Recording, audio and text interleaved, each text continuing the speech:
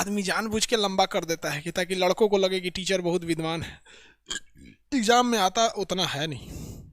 देखो, ये गधा को भी पता है कि 2 अक्टूबर 1869 को इनका जन्म पोरबंदर में हुआ था।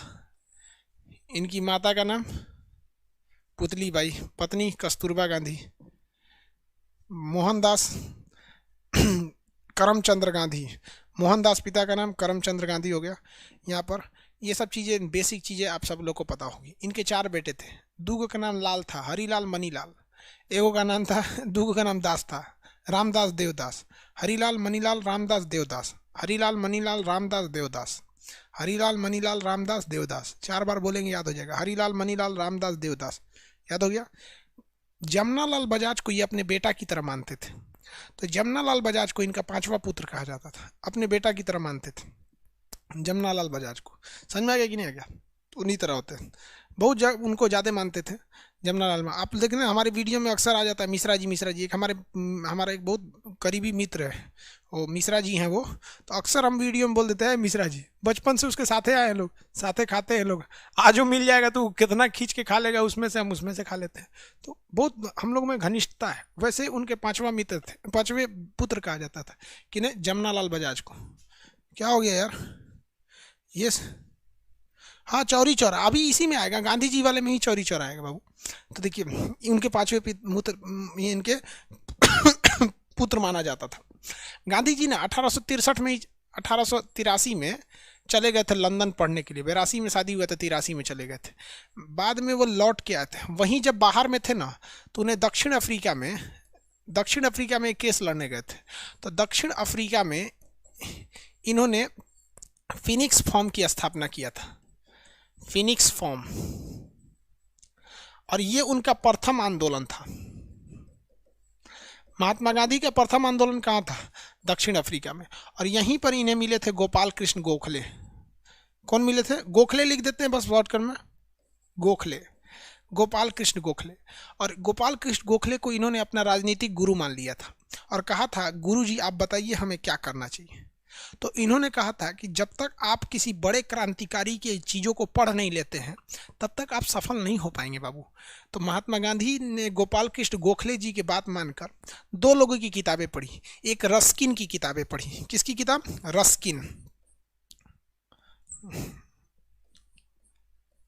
रस्किन की किताबें पढ़ी। और इससे इन्होंने सीख लिया कि भूख हड़ताल बहुत बड़ी चीज़ होती है। अब मान लीजिए अगर हम किसी स्टूडेंट की मांग को लेकर अगर हम भूख हड़ताल पे बैठ जाए तो हिला देंगे हम सरकार को, क्योंकि आज भी हम कभी भी निस्वार्थ स्टूडेंट के बारे में सोचे हैं। निस्वार्थ मतलब कभी एक क्षणिक सा स्वार्थ नहीं रहा। हाँ, ये जरूर है कि हमें भी परिवार चलाना है तो आपसे कुछ फीस लेनी पड़ती है, हमें भी सर्वर कास्ट देना है, हमें भी सब कुछ देना है, तो ये है। सरकार टैक्स लेना छोड़ दे, हम देखते हैं कितना, अगर वो 50% टैक्स की कमी करेगी तो हम 100% फीस में कमी कर देंगे। मतलब जितना तुम टैक्स कम करोगे उसका डबल हम फीस कम कर देंगे। तुम 50 रुपया हमारे टैक्स में छूट दो, हम 100 रुपया फीस कम कर देंगे। तो हमारी भी कुछ मजबूरी भी है। तो रस्किन से उन्होंने सीखा भूख हड़ताल पर। अगर आज हम भूख हड़ताल पर बैठ जाएं स्टूडेंट्स की किसी मांग को लेकर तो तहलका मच जाएगा, क्योंकि सबको पता है ये जो हिला देगा यहाँ पे। तो इन्होंने यही रस्किन से सीखा था कि भाई भूख हड़ताल में बहुत दम है। तो भूख हड़ताल की प्रेरणा इन्हें किसने दिया था? रस्किन ने दिया था। और एक लियो टॉल्स्टॉय थे, टॉल्स्टॉय, इनसे इन्होंने आंदोलन की प्रेरणा लिया था। आंदोलन कि अहिंसक आंदोलन कीजिए, मारपीट मत कीजिए, सरकार ज़्यादा लाठी नहीं चला पाएगी, क्योंकि सरकार की जवाबदेही बन जाएगी। याद रखिएगा यहाँ पर। तो गोपाल कृष्ण गोखले इनके गुरु थे। गोपाल कृष्ण गोखले ने कहा कि किताब पढ़ लिया, तो कहा रस्किन से भूख हड़ताल, लियो टॉल्स्टॉय से इन्हें आंदोलन की प्रेरणा मिल गई। गोपाल कृष्ण गोखले ने कहा कि देख भैया, तो भारत जा रहा है ना, तो 1 साल तक तुमको स्टूडेंट की तरह रहना है, ज़्यादा चक्कर पकड़ मत करिए ना तो पिटबो करेंगे। तो इन्होंने कहा ठीक है। इसलिए महात्मा गांधी जब भारत आए, महात्मा गांधी क्या है, जब भारत आए तो इनको अपने गुरुजी की बात याद थी कि हमें 1 साल तक स्टूडेंट की तरह रहना है। तो 9 जनवरी 1915 को ये भारत में आए। कहाँ आए? भारत में आए। और इन्होंने कहा कि भैया हमको 1 साल तक कुछ नहीं करना है। देखो यार, तो 9 जनवरी 1915 को महात्मा गांधी भारत में आ गए। आज भी 9 जनवरी को प्रवासी भारतीय दिवस मनाया जाता है कि बहुत से होनहार भारतीय जो चले गए हैं वो आ जाएंगे। तो महात्मा गांधी को एक बात पता थी कि गोपाल कृष्ण गोखले ने कहा था कि 1 साल तक तुम्हें स्टूडेंट की तरह रहना है, इसलिए महात्मा गांधी 1 साल कुछ नहीं किए। उन्होंने 1916 में साबरमती आश्रम की स्थापना कर दिया। तो बस हम आश्रम लिख देते हैं, साबरमती आश्रम की स्थापना। इसके लिए पैसा दिया था अंबालाल साराभाई। पैसा किसने दिया था? क्वेश्चन पूछता है, आश्रम बनाने का पैसा किसने दिया था? अंबालाल साराभाई।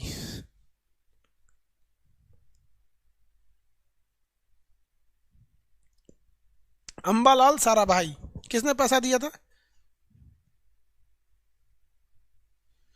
किसने पैसा दिया था? अंबालाल साराभाई ने। अब 1 साल बीत गया। इन्हीं 1916 में इन्होंने लखनऊ अधिवेशन में भाग लिया था। लखनऊ अधिवेशन में भाग लिया था और लखनऊ अधिवेशन में इनको एक बिहारी ने देख लिया था जिसका नाम था राजकुमार शुक्ल ने। तो राजकुमार शुक्ल ने 1917 में कहा था कि महात्मा गांधी आप आइए। तो महात्मा गांधी ने कहा था 1916 में लखनऊ अधिवेशन में कि हम अभी नहीं आ सकते हैं, हमारे गुरुजी कहते कि 1 साल तक तुम्हें विद्यार्थी की तरह जिंदगी बिताना है। तो 1917 में इन्होंने कहा कि हम अब आएंगे। तो इन्होंने चंपारण सत्याग्रह किया। चंपारण सत्याग्रह किया। ध्यान दीजिएगा, यह महात्मा गांधी के जीवन का पहला सत्याग्रह नहीं था। महात्मा गांधी के जीवन का पहला सत्याग्रह साउथ अफ्रीका में था। यह भारत में पहला सत्याग्रह था और इन्होंने 3 कठिया पद्धति को खत्म कर दिया। 3 कठिया पद्धति क्या था कि जिनका 20 कट्ठा खेत था, मतलब हर एक 20 कट्ठा खेत पर 3 कट्ठा पर नील बोना था। हर एक 20 कट्ठा खेत पर 3 कट्ठा नील बोना था। नील जो कपड़े पे चढ़ाया जाता है, इसकी खराबी क्या होती है कि जहां बोइएगा वो जमीन बंजर हो जाती है। तो किसानों का हर साल 3 कट्ठा जमीन बंजर हो जा रही थी और अंग्रेज जमींदारों से कह के जबरदस्ती यहाँ पे नील बोआते थे। इसलिए महात्मा गांधी ने वहां पर कहकर भारतीयों के लिए वो जमीन को क्या कर दिया, ये नियम को खत्म करा दिया। ये महात्मा गांधी का भारत में पहला आंदोलन था। महात्मा गांधी का भारत में पहला आंदोलन था। ये हो गया। इसके बाद महात्मा गांधी 1818 में खेड़ा सत्याग्रह कर दिए। गुजरात में एक जगह है खेड़ा सत्याग्रह, इसको भी जीत लिया। उसके बाद 1818 में ही महात्मा गांधी ने मील मजदूर के लिए आंदोलन कर दिया। अहमदाबाद मील मजदूर के लिए आंदोलन कर दिया और यहीं पर महात्मा गांधी ने पहली बार भूख हड़ताल का प्रयोग कर लिया। अब आप बताओ भाई, महात्मा गांधी को भूख हड़ताल की प्रेरणा किससे मिली थी? रस्किन से। महात्मा गांधी को भूख हड़ताल की प्रेरणा किससे मिली थी? रस्किन से। साराभाई ने रुपए क्यों दिए थे भैया? आश्रम बनाने के लिए, महात्मा गांधी के आश्रम बनाने के लिए। हम आप ही से कहेंगे कि हमको एक अनाथ आश्रम खोलना है, पैसा दीजिएगा कि नहीं? दे दीजिएगा। अरे 10 रुपया दीजिएगा, दे दीजिएगा कि नहीं? वैसे ही दिया था इन्होंने।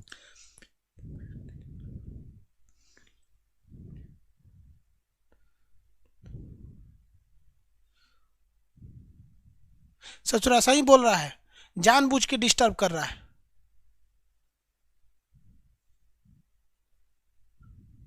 सही बोला, 11 रुपया में बकलोल आ गया है। 11 रुपये में बकलोल आ गया है। देखो, महात्मा गांधी ने पहली बार भूख हड़ताल का प्रयोग किया क्या? 1918 में। लेकिन महात्मा गांधी को यह एक चीज गलती हो गई, वो टेस्ट मैच को 2020 समझ गए। उनको लगा कि 1917 में अंग्रेजों को हरा दिए, खेड़ा सत्याग्रह में हरा दिए, मिल मजदूर में हरा दिए, ये 2020 मैच है, एक काम करते हैं असहयोग आंदोलन करके अंग्रेजों को हरा देते हैं।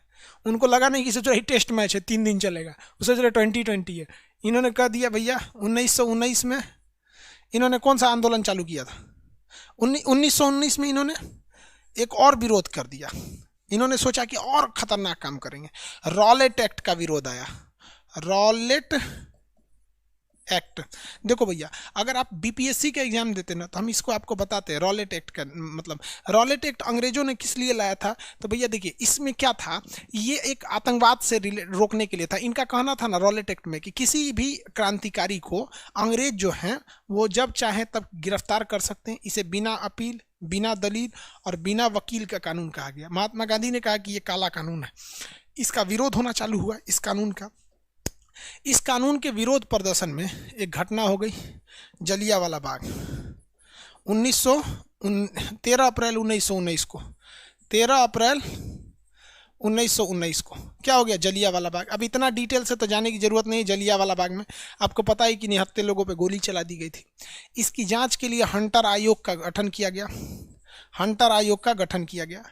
हंटर आयोग का गठन किया गया और महात्मा गांधी ने इस घटना से दुखी होकर अपने कैसरे हिंद की उपाधि लौटा दिया। कहा कि हम तुमने हमको जो उपाधि दिया हम लौटा देते हैं। कैसरे हिंद की उपाधि लौटा दिया। और महात्मा गांधी इतने दुखी हुए कि 1920 में उन्होंने क्या चालू कर दिया, असहयोग आंदोलन, और कहा कि कोई भी व्यक्ति अंग्रेजों का सहयोग नहीं करेगा। असहयोग आंदोलन, असहयोग आंदोलन चालू कर दिया। उन्होंने कहा कि अंग्रेजों का बाल मत काटो, अंग्रेजों का नाखून मत काटो, अंग्रेजों के कपड़े मत धुलो, उनका जूता मत साफ करो, उनके दुकान से कुछ खरीदो मत।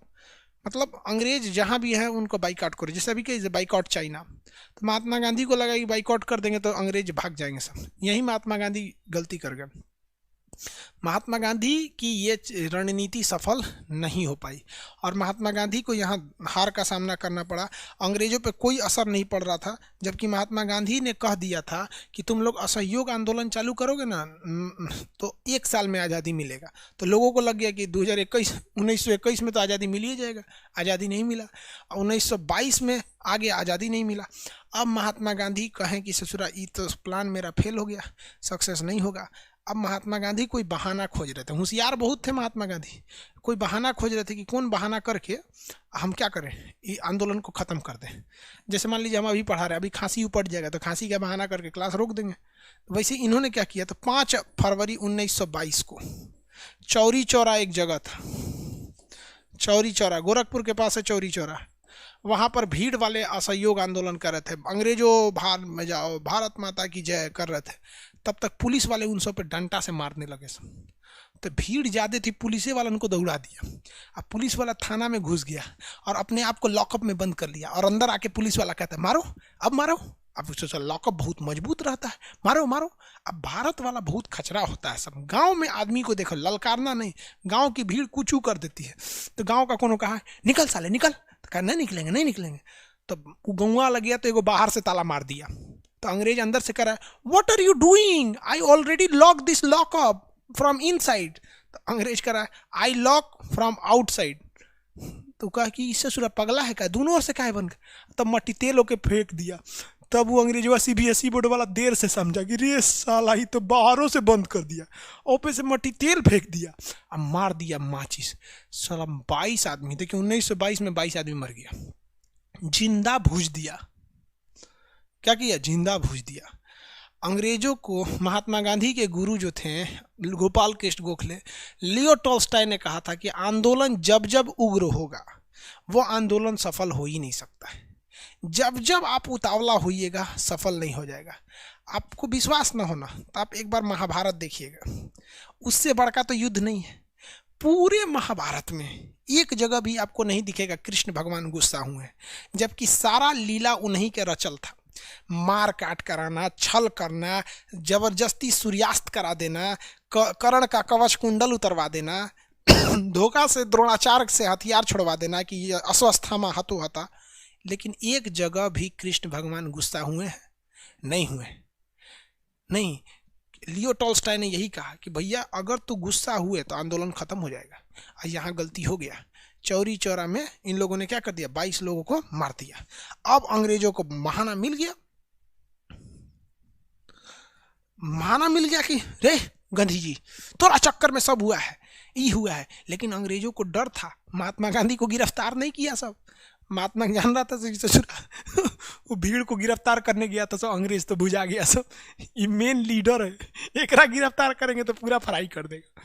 लेकिन महात्मा गांधी को गिरफ्तार नहीं किया अंग्रेज। देखिए कितना दिमाग है अंग्रेजों का। कहा कि भैया एकरा गिरफ्तार करेंगे ना तो पूरा हिंदुस्तान का थाना जला देगा सब, हम लोग को अभी आज़ादी देना पड़ेगा। यहाँ महात्मा गांधी से गलती हो गई, क्योंकि यहाँ भी अगर असल में महात्मा गांधी नरम दल वाले थे, गरम दल वाले थे ही नहीं। तो उन्होंने कहा कि भैया हम आंदोलन वापस लेते हैं। तो जो भीड़ कल तक अंग्रेजों से लड़ रही थी ना, वही भीड़ महात्मा गांधी के खिलाफ हो गई कि काहे वापस लेंगे। तो कह रहा नहीं, आप लोग ने गलत किया, जला दिया। कहा कि जला दिए तो कहा आपका दामाद था, कहा जला दिए हैं। चचरा मार रहा था हम लोग को, लाठी चार दामों मार दिए यहाँ पे, कौन चीज हो गया यहाँ पे, हम आंदोलन वापस नहीं लेंगे। जवाहरलाल नेहरू ने भी कहा कि इससे जुड़ा कश्मीर के किसी गांव में अगर कोई हत्या हो जाती है, अपराध हो जाता है, तो उसका सजा आप कन्याकुमारी के किसी गांव को क्यों दीजिएगा। चौरी चौरा में हुआ है, आप चौरी चौरा में आंदोलन को स्थगित कीजिए। लेकिन गांधी जी तो होशियार, वो जान गए कि हम गलत रास्ते पे चल रहे हैं, ये रास्ता से आज़ादी नहीं मिलेगा, हम कितनों ढिढोरा पीटेंगे तो। क्योंकि अंग्रेज हमसे मजदूरी कराने, सर दबाने, कपड़ा धुलवाने थोड़ी आए थे। वो तो यहाँ से कोयला ले जाने के लिए, कपास ले जाने के लिए, गन्ना ले जाने के लिए आए थे। एकरा कैसे असहयोग कहिएगा, क्या कहिएगा कि भारत माता आप भी असहयोग आंदोलन में भाग दीजिए, गन्ना निकलबे मत कीजिए, कपास निकलबे में नहीं कीजिए। सफल नहीं हुआ। गांधी जी को बहाना मिल गया। गांधी जी कहा कि ना वापस ले लेंगे। 12 तारीख को वापस ले लिए, 1 के हफ्ता बाद। अब महात्मा गांधी को अभी भी अंग्रेज गिरफ्तार नहीं किया था सर। जानता था सर कि एक बुढ़ऊ को गिरफ्तार करेंगे ना तो कुल मिल के कूच देगा सर, इसलिए महात्मा गांधी को नहीं गिरफ्तार किया सर। लेकिन 1 महीना बाद सब लोग गांधी जी को गरियाने लगे कि अब बुढ़वा आंदोलन वापस ले लो, रे करम जल्ला कहीं का, तू काहे वापस लिया यहाँ पे। अंग्रेजों ने देखा रे साला ये तो मजा आ गया। ये क्या हो गया कि भारतीयों ने ही महात्मा गांधी को गरियाना चालू किया, अब उठा ले, अब उठा ले, अब उठा ले। तो अब बुढ़ऊ को उठा ले गए सब। अंग्रेज सब 10 मार्च को महात्मा गांधी को गिरफ्तार किया सब और 6 साल का सजा सुना दिया सब। ये बताओ भैया, उस समय चौरी चौरा जब कांड हुआ था तो ये यूपी में है चौरी चौरा, और महात्मा गांधी गुजरात में थे। बावजूद इसके महात्मा गांधी को 6 साल की सजा हुआ था। महात्मा गांधी ये भी तो कह सकते थे हम थोड़ी किए हैं, 6 साल की सजा हुआ। महात्मा गांधी बड़ी होशियार। जब महात्मा गांधी बीमार गए उसमें तो झूठे बीमार पड़ गए, सांस ओस नहीं लेते थे, 5 दिन पे 6 दिन पे खाना खाते थे, टर करते थे, उठाते थे सब महात्मा गांधी को तो ढह जाता था इसे, यहाँ पे तबीयत खराब हो गया था। अंग्रेज का शरीर बाहर कर, बाहर कर, अंदरवा मर जाएगा तो सब ससुरा कहेगा सर गंधिया को मार दिया और हम लोग को मार डालेगा, सब बाहर कर, बाहर कर। तो सब चादर उदर में टान के महात्मा गांधी को, जान के बकरी उकरी बीमार पड़ जाती तो फेंक देता आदमी, महात्मा गांधी को जेल के बाहर कर दिया सर, जा बुढ़ो। महात्मा गांधी देखें ससुरा बाहर कर दिया सर, भाग जो यहाँ से, भाग गए वहाँ तुरंत यहाँ पे। 1924 में जाके तुरंत कांग्रेस के अधिवेशन में भाग ले लिया। देखिए कितना होशियार आदमी है ये। कांग्रेस अधिवेशन में जाके कर्नाटक के बेलगाम में अध्यक्ष बन गया, ताकि पूरी हिंदुस्तान में हल्ला हो गई कि बुढ़ऊ छूट गई, लो गांधी जी छूट गए, गांधी जी छूट गए, ताकि अंग्रेज दोबारा नहीं पकड़ पाएगा। क्योंकि दोबारा पकड़ेगा, मान लीजिए किसी के घर और में रुके रहते तो तुरंत कहते थे कि बुढ़वा झूठ बोल रहा है, बीमार नहीं पड़ल था, यहाँ पे खाली बहाना कर रहा था, इसे यहाँ पे लेके भाग गया सब महात्मा गांधी को। समझ आ गया कि नहीं गया, लेके भाग गया सब महात्मा गांधी को। 24 में आके कांग्रेस की अधिवेशन में आ गया। अब महात्मा गांधी ने कहा कि एक काम करते हैं, अब कोनो आंदोलन नहीं करेंगे, अभी कर देंगे तो कांड हो जाएगा, एक काम करते हैं अभी कुछ समाज सेवा कर देते हैं।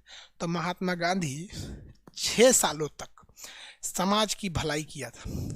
आपको जानकर ताज्जुब होगा कि कोरोना से भी खतरनाक बीमारी प्लेग होती है, जिसे काली मौत कहा जाता है। उस समय महात्मा गांधी बिना मास्क के, बिना पीपीई किट के, कोरोना से भी खतरनाक मरीज जिसे प्लेग कहा जाता था, उन प्लेग के मरीजों का रुई लेके घाव साफ करते थे। वो व्यक्ति जो लंदन पढ़ सकता है, आज हम आपको चैलेंज करते हैं कि बिना मास्क और बिना पीपीई किट के आप अपने रिश्तेदार का इलाज नहीं कीजिएगा। कोरोना में तो बाप बेटा को छोड़ के भाग गया, ये हाल हो गया। और उस महात्मा गांधी को, जिसको लंदन पढ़ने की औकात थी, वो मरीजों का घाव साफ किया। कोरोना से खतरनाक मरीज, काली मौत कहा जाता है प्लेग को, और 6 साल तक साफ किया, जब तक कि प्लेग की महामारी खत्म नहीं हो गई। और आज पीपीई किट में कोरोना हो जा रहा है। हम लोग जाएंगे हम किसी मरीज को जाएंगे इलाज करने, बस इतना बता दीजिएगा इस कमरे में 2 दिन पहले कोई कोरोना का मरीज था, आप कमरे में नहीं जाइएगा, जबकि मास्क और पीपीई किट के बावजूद।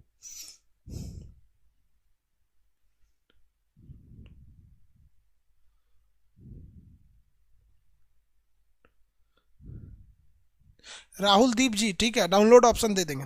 अब देखिए महात्मा गांधी अब एंट्री दोबारा मारे, आगे बढ़े। अरे भाई इतना देख लो तो तब गांधी जी के आगे बढ़े। गांधी दोबारा सुनिए, ध्यान से सुनिए। महात्मा गांधी का जन्म 2 अक्टूबर 1869 को हुआ। 1883 में लंदन चले गए, वापस आए, वकील बन के साउथ अफ्रीका केस लड़ने चले गए, वहाँ फिनिक्स फॉर्म की स्थापना किया, पहला आंदोलन किया। गोपाल कृष्ण गोखले वहीं मिले, गुरु बना लिया। लियो टॉल्स्टॉय से आंदोलन की प्रेरणा लिया, रस्किन से उन्होंने भूख हड़ताल की प्रेरणा लिया। भारत में आए 1915 में, और 16 में साबरमती आश्रम की स्थापना किया, और अम्बालाल साराभाई ने इन्हें पैसे दिए थे।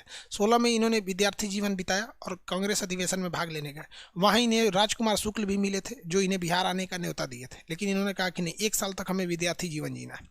उसके बाद 1917 में चंपारण 3 कठिया पद्धति बर्बाद कर दिया, मतलब 20 कट्टा में 3 कट्टा, इसे 3 कठिया कहा गया, नीले जमींदारों के खिलाफ। उसके बाद खेड़ा सत्याग्रह, अहमदाबाद मिल मजदूर में भूख हड़ताल कर दिया। 19 में रॉलेट एक्ट कर दिया। 19 में जब जलियांवाला बाग हो गया तो महात्मा गांधी बहुत विक्षुब्ध हो गए।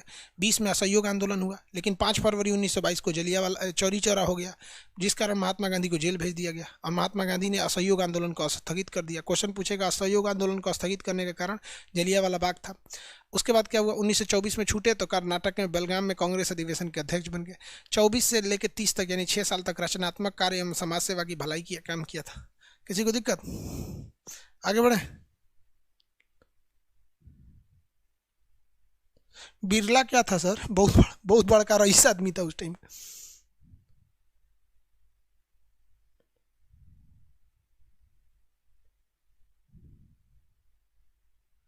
हो गया। अब देखते हैं 1930 में बुढ़ऊ कौन काम किए थे।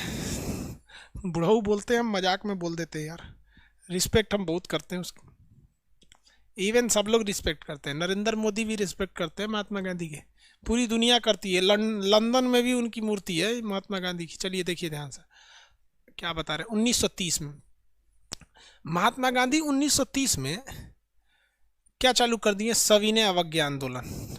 1930 में महात्मा गांधी ने, उस समय भारत का वायसराय था लॉर्ड इरविन को कहा कि देख बेटा, हम तुमको 12 को अपनी मांग दे रहे हैं, पूरा कर ले, न तो हम पूरा भयानक आंदोलन कर देंगे।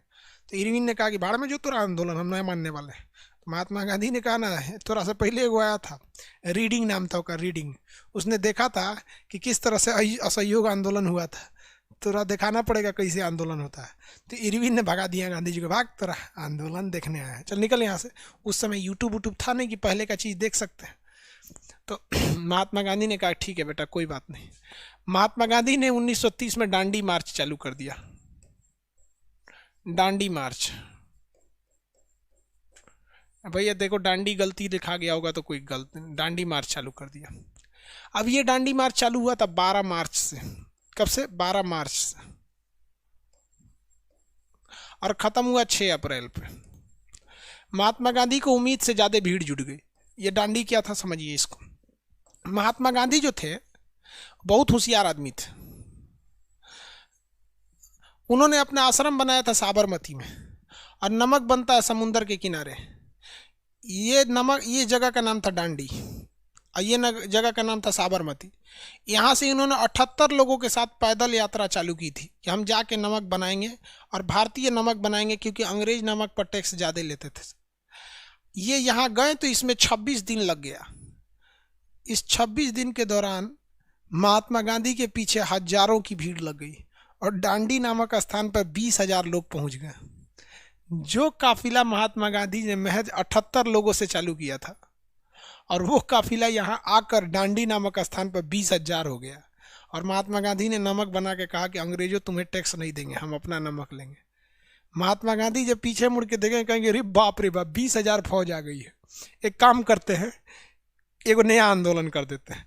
तो जैसे महात्मा गांधी ने 6 अप्रैल 1930 को डांडी खत्म किया ना, तो 6 अप्रैल 1930 को महात्मा गांधी ने कहा कि इन लोग को वापस काहे जाने देना है, इन लोग से एक और आंदोलन चालू करा देते हैं, सविनय अवज्ञा आंदोलन।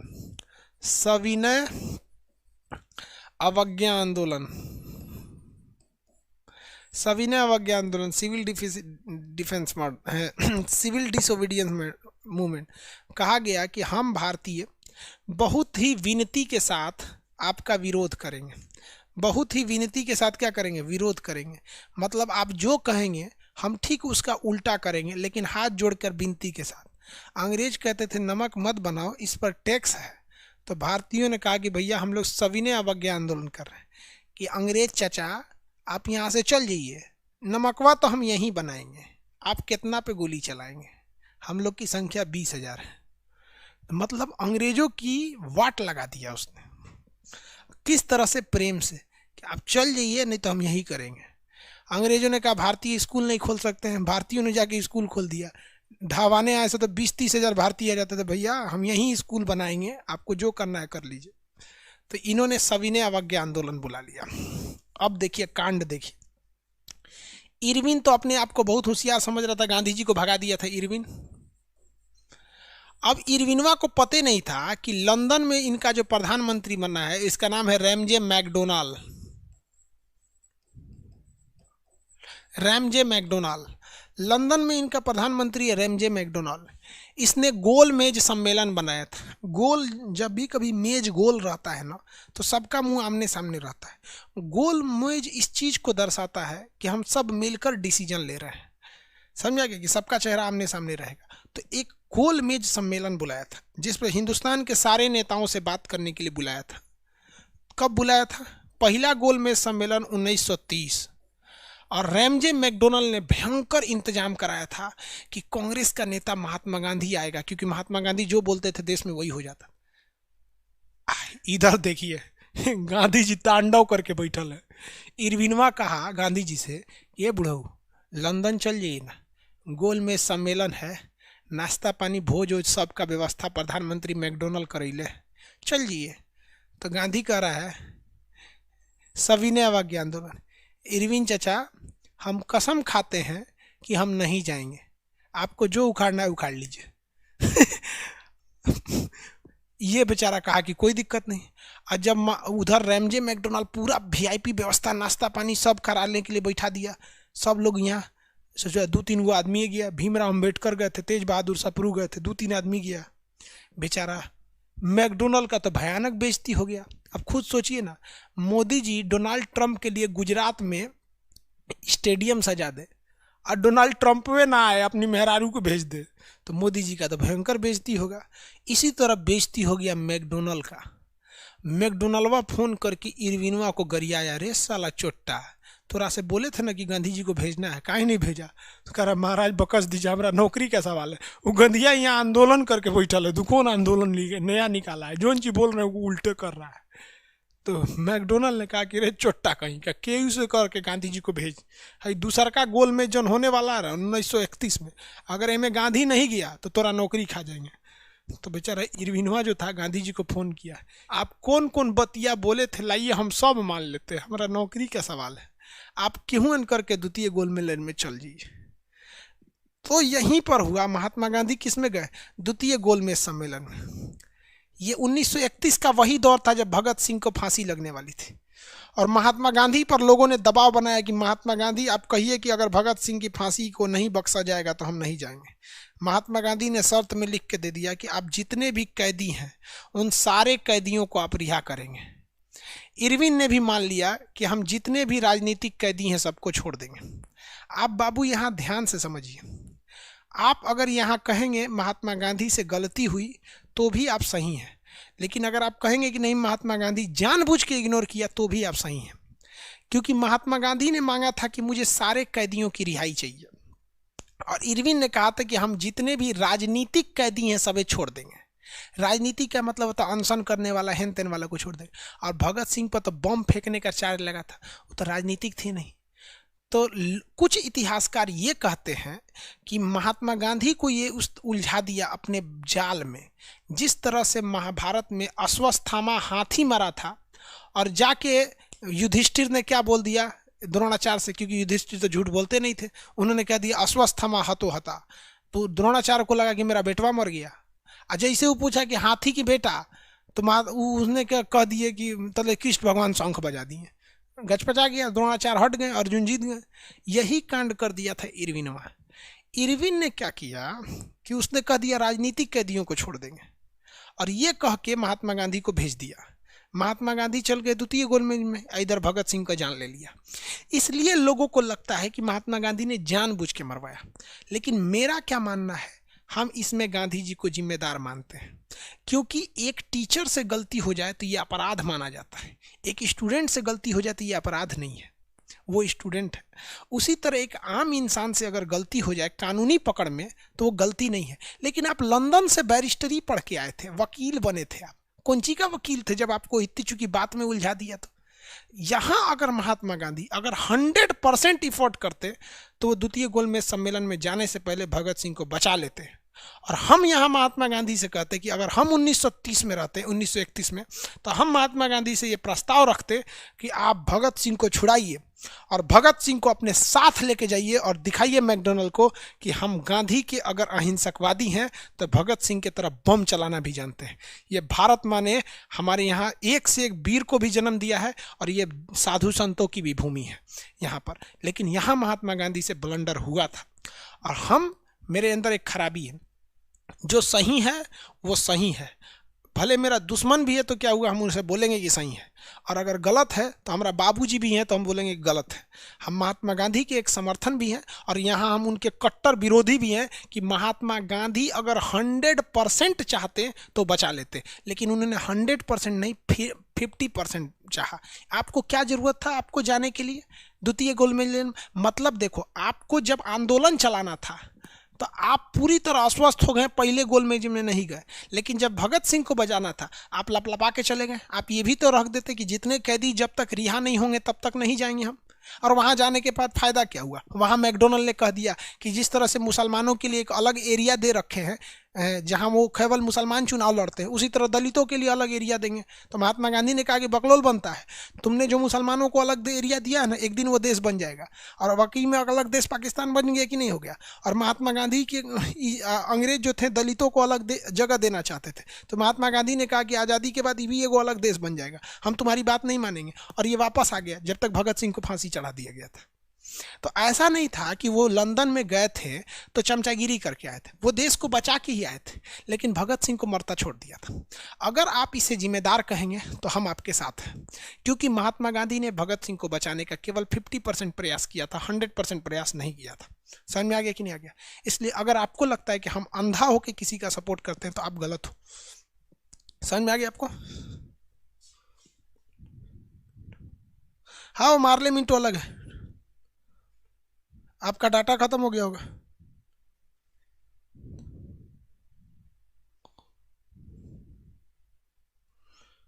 भाई बहुत देर से लाइव हो गया।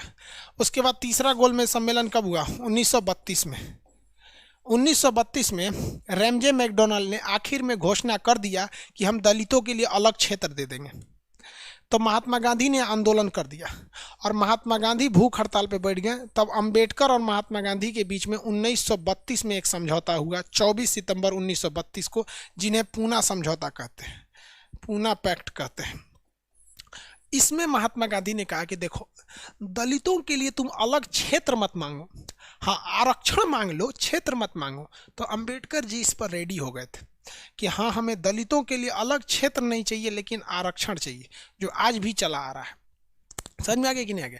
तो ये पूना पैक्ट हो गया महात्मा गांधी का। इसके बाद महात्मा गांधी ने हरिजन सेवक संघ की स्थापना कर दिया था। हरिजन सेवक संघ के बाद अगला महात्मा गांधी का जो रोल था वो व्यक्तिगत सत्याग्रह था। उन्होंने कहा कि हम अकेले आंदोलन करेंगे ना तो हमारा मरवा देगा सब और आंदोलन खत्म हो जाएगा, इसलिए हर व्यक्ति आगे आए और व्यक्तिगत सत्याग्रह करे।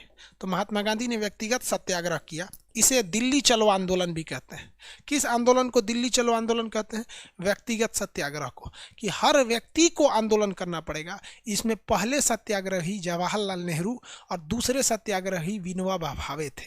क्वेश्चन इससे दो पूछता है, व्यक्तिगत सत्याग्रह किसने चालू किया? महात्मा गांधी ने। किस सत्याग्रह को दिल्ली चलो आंदोलन कहते हैं? व्यक्तिगत सत्याग्रह को। किसे? व्यक्तिगत सत्याग्रह को। इसके पहले सत्याग्रही कौन थे? जवाहरलाल नेहरू। दूसरे सत्याग्रही विनोबा भावे। अब इसके बाद महात्मा गांधी ने भारत छोड़ो आंदोलन चालू किया 1942 में। भारत छोड़ो आंदोलन, भारत छोड़ो आंदोलन 1942 में। और इसी आंदोलन ने अंग्रेजों की कमर तोड़ दी, क्योंकि 1942 में जापान ने अमेरिका पे बम पटक दिया, हिटलर ने इंग्लैंड को बर्बाद कर दिया, फ्रांस को बर्बाद कर दिया, और भारत छोड़ो आंदोलन ने अंग्रेजों को भारत में चौपट कर दिया। तो इसी बीच आया कैबिनेट मिशन, जिसको महात्मा गांधी ने भी ठुकरा दिया, और अंततः अंग्रेजों को मजबूर होना पड़ा कि आज़ादी, भारत को आज़ाद ही करने के लिए। तो अगर द्वितीय विश्व युद्ध नहीं होता तो हमें आज़ादी बहुत देर से मिलती। तो अब बताइए, इतना सारा काम किया महात्मा गांधी ने। महात्मा गांधी को पकड़ के जेल में डाल दिया गया था 1942 में। जब आज़ाद हुए महात्मा गांधी जेल से तो उनकी पत्नी मर चुकी थी। सोच सकते हैं, हमारे देश में अर्नब गोस्वामी को गिरफ्तार किया गया था 3 दिन के लिए, कितना बड़ा बवाल हुआ था, सुप्रीम कोर्ट ने उन्हें छोड़ दिया। और महात्मा गांधी को उनकी पत्नी मर गई, नहीं छोड़ा गया। यहाँ पे बहुत बड़ा बड़ा बड़ा जुल्म हुआ है हमारे देश के आज़ादी के, जो गुलामी से आज़ादी मिली, बहुत बहुत तांडव हुआ, इसके बाद देश आज़ाद हो गया। तो ये गांधी युग था, गांधी जी ने इतना इतना कांड किया टोटल। समझ में आ गया?